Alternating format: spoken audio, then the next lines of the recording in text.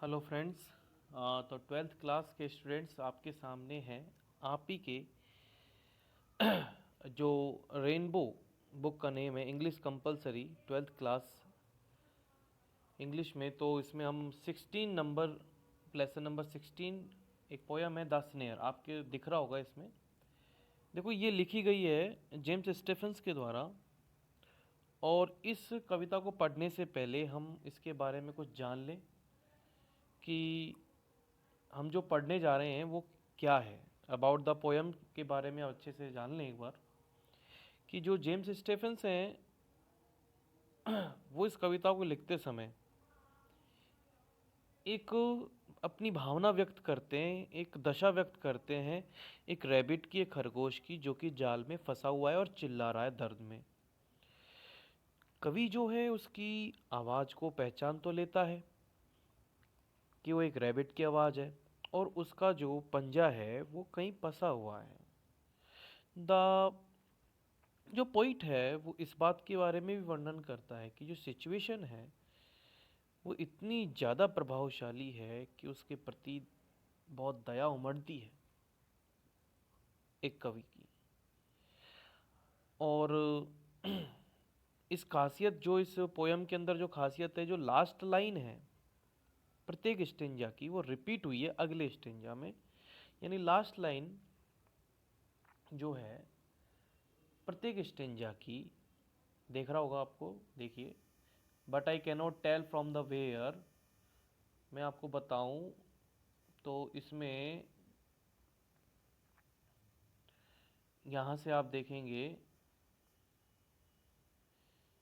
कि ये जो लाइन है ये but I cannot tell from the where, but I cannot tell from the where next stanza की फर्स्ट लाइन है और यही लाइन पहले वाले स्टेंजा की लास्ट लाइन थी।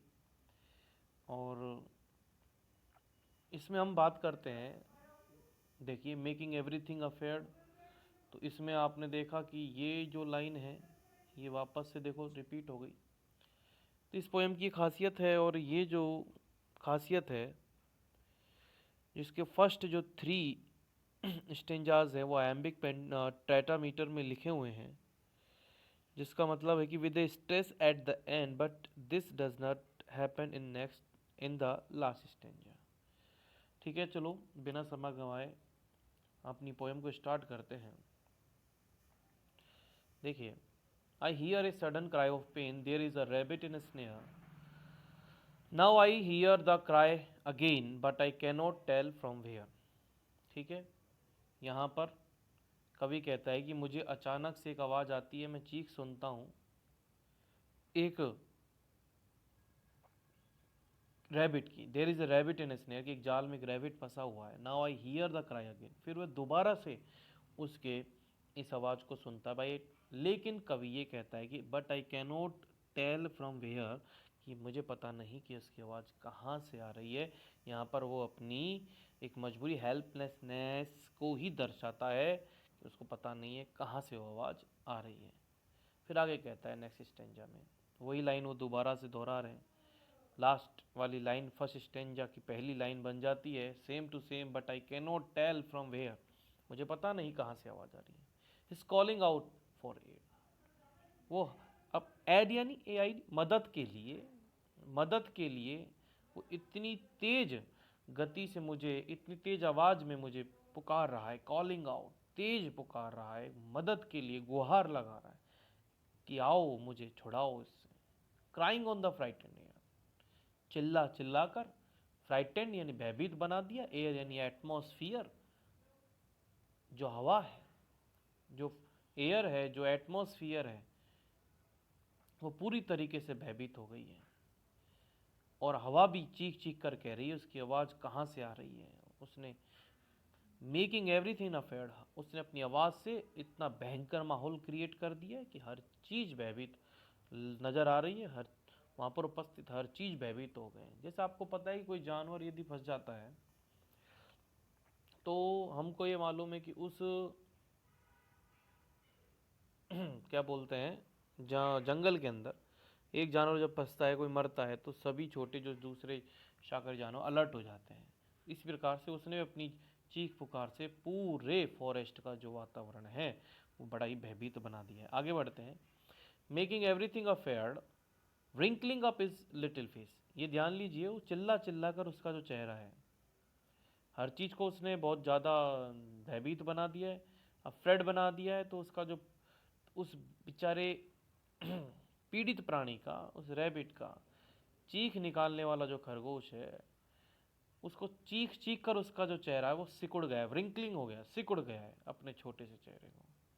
As he cries again for aid, जैसे जैसे वो तेज तेज चिल्लाता है, क्राइज यानी चिल्लाना, अगेन एड यानी सफल मतलब कि मदद के लिए, तो उसका चेहरा बार बार सिकुड़ जाता है। And cannot find this place, मुझे मालूम ही, मैं बता ही नहीं सकता कि, ढूंढ ही नहीं सकता कि उसका जो स्थान है वो कहाँ है, किधर वो अटका हुआ है, किधर है वो प्राणी। आई कैनॉट, लास्ट देखिए, last stanza, I cannot find the place where his pa is in the snare, little one O little one I am searching everywhere. यहाँ पर हम बात कर रहे हैं लास्ट स्टेंजा की। चौथे स्टेंजा में क्या कह रहा है कि मैं उस स्थान को ढूंढ नहीं पा रहा हूँ। दोबारा से रिपीट हुआ है last, the last line of third stanza is the first line of fourth stanza, यानी नेक्स्ट की अगली पहली लाइन है। क्या कह रहा है इसमें, मैं बता नहीं सकता कहाँ पर है वह स्थान, कहाँ उसका पंजा उस जाल में फंसा हुआ है, वो छोटे से प्राणी, वो little one, O little one. यहाँ पर खुद पोइट अपनी व्यथा हम सबको बता रहा है कि कहाँ है वह, कहाँ हो तुम, किधर हो, मैं हर जगह तुम्हें ढूंढ रहा हूँ, आई एम सर्चिंग एवरीवेयर, मैं हर जगह आपको ढूंढ रहा हूँ, आप नज़र नहीं आ रहे। देखिए, इस कविता से कुछ चीज़ें आपके सामने निकल कर आती हैं कि एक तो ये कि हम बात करते हैं कि यहाँ पर जो कवि है, एक तो पूरी तरीके से नेचर से रिलेटेड अपनी बातें, एक नेचर लवर पोइट है, और उस बड़ा ही नॉन वायलेंस में बहुत अच्छे से उसका समझ है कि डायरेक्ट बोले तो एक अहिंसावादी यहाँ पर कवि है जेम्स स्टीफन। वो कविता के माध्यम से अपनी भावनाओं को व्यक्त करते कहता है कि जंगल के जानवरों को मत छेड़ो, उनको तकलीफ ना दो। स्नेयर का मतलब सीधा सीधा यही है कि हम यहाँ पर एक इंडिविजुअल, व्यक्तिगत रूप से हम डिस्टर्ब कर रहे हैं।